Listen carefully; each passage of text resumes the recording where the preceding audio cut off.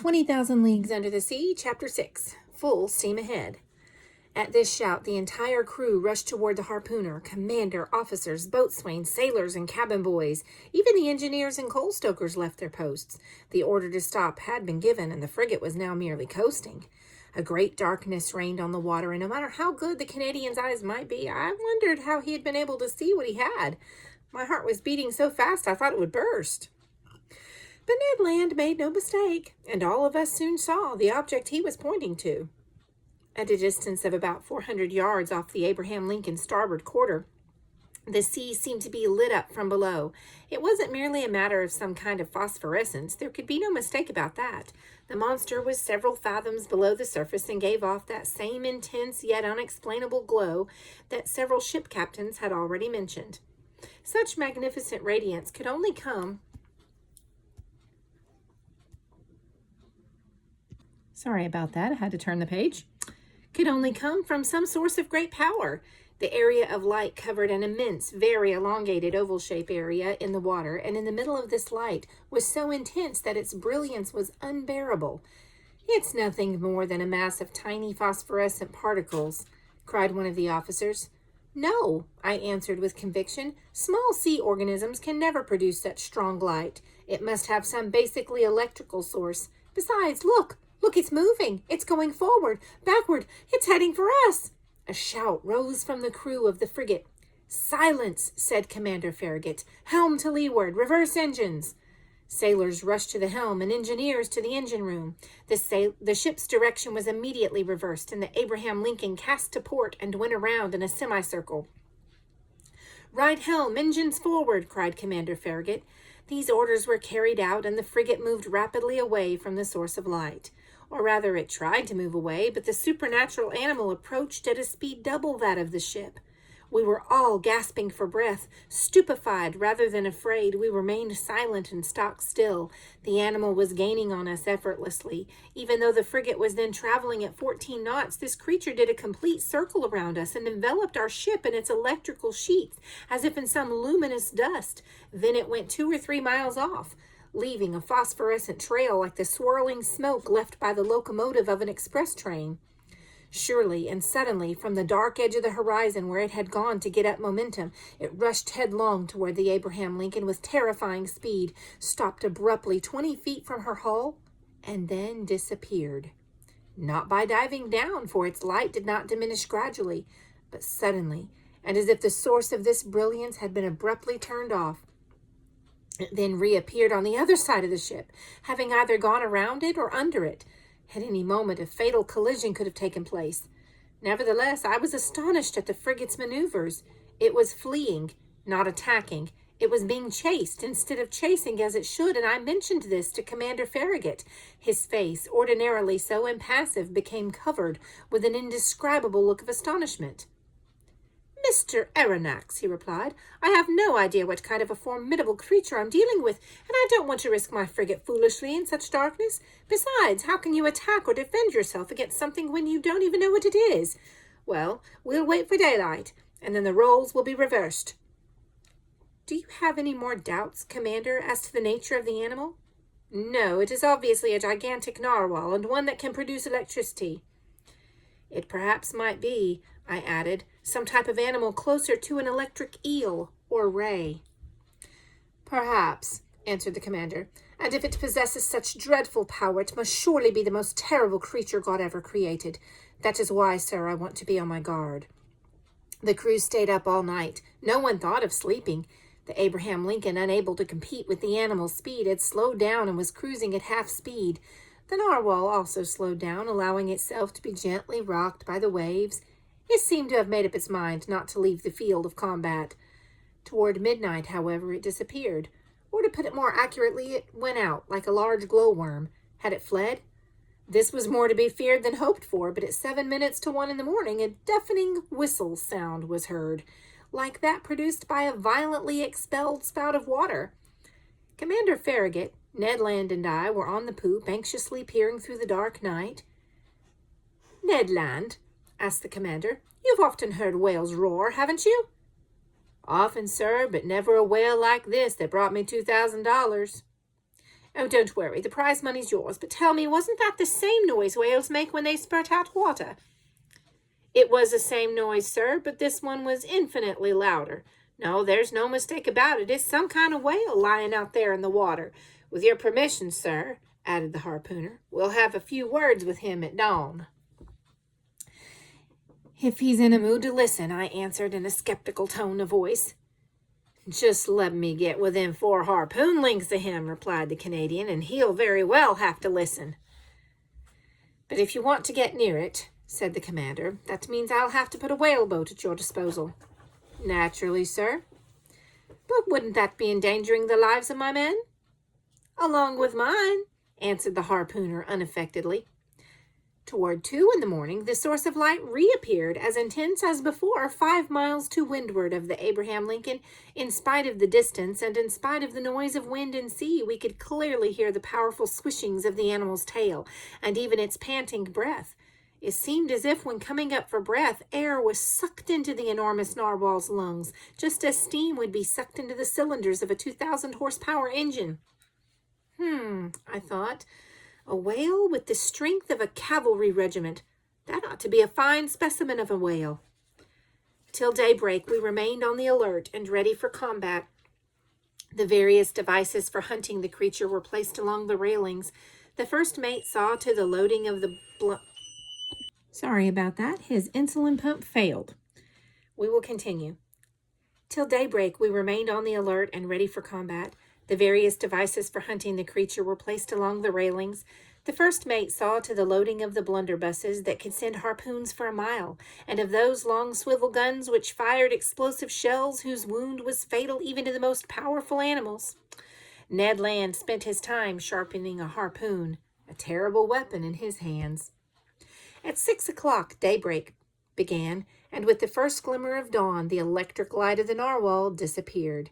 At 7, the day was well along, but a very thick morning mist obscured our view to the point where the best telescopes could not pierce it. This caused disappointment and anger. I climbed up to the spars of the mizzenmast. Some officers were already perched on the mastheads.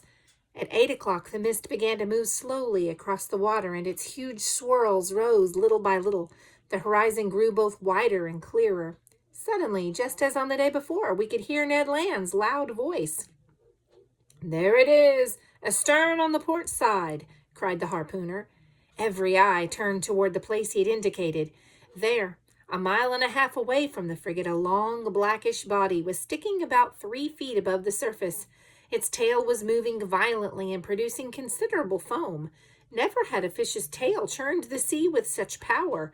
An immense wake of a dazzling white color marked the long, curved course in which the animal had traveled. The frigate approached the whale, and I examined it for myself. The reports of the Shannon and the Helvetia had somewhat exaggerated its size, and I estimated it to be no more than 250 feet in length.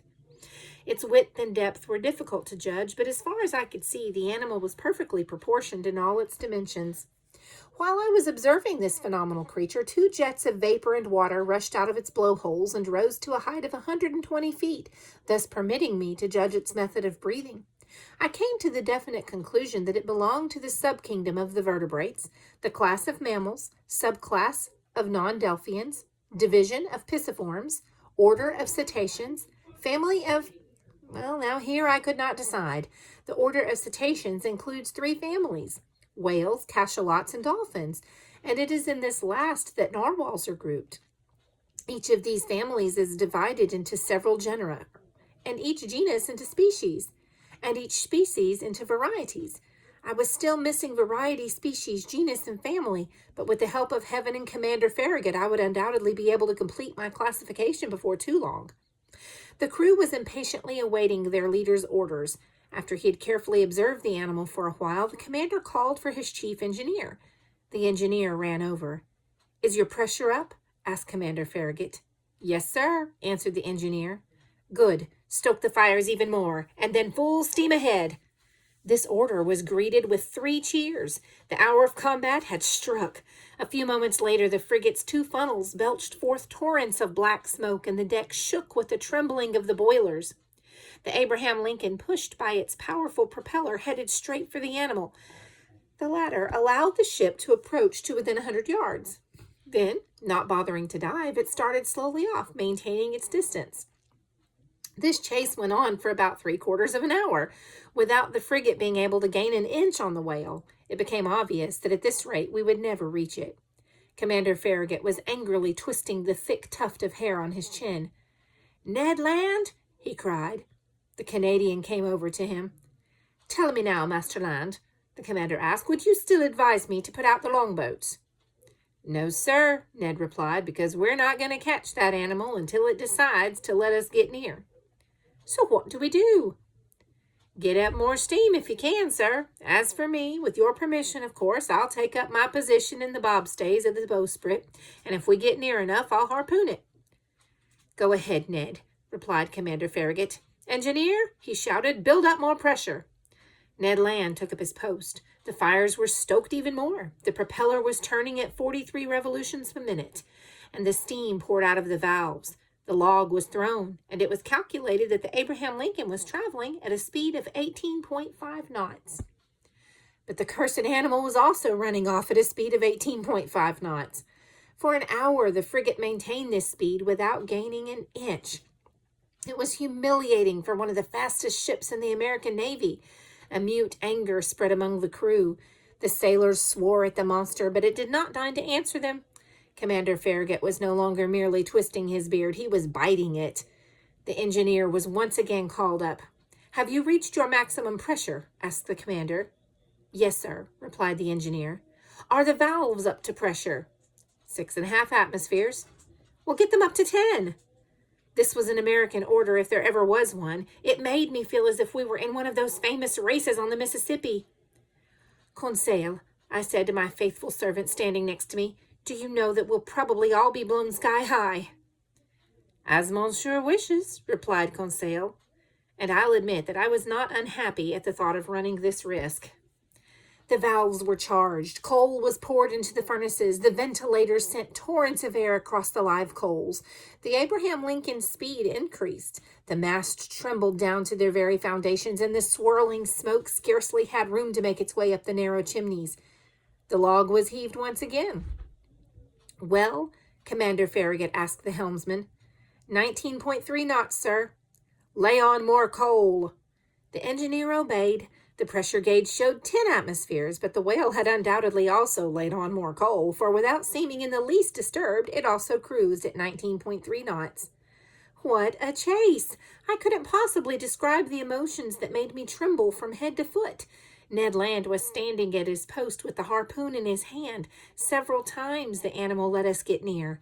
"We're gaining on it! We're gaining on it!" the Canadian would cry. Then, just as he was getting ready to strike, the whale would dash off at a speed which I guessed to be no less than 30 knots. And even while we were traveling at top speed, it decided to make fun of the frigate by swimming around us. A cry of rage rose from every breast. By noon, we'd gotten no nearer than we had been at 8 in the morning. Commander Farragut then decided to use more direct methods. "Well," he said, "this animal may be able to go faster than the Abraham Lincoln, but I doubt if it can outdistance our conical shells. Boatswain, man the forward gun." The cannon in the forecastle was immediately loaded and aimed. It was fired, but the shell passed several feet above the whale, who was half a mile off. "Let someone else try who's got better aim," cried the commander. "And there's $500 in it for whoever can pierce that infernal creature's skin." An old gray-bearded gunner, I can still see him, with a calm eye and impassive face, walked up to the cannon, put it in position, and took a long time sighting it. There was a loud explosion and then cheers from the crew.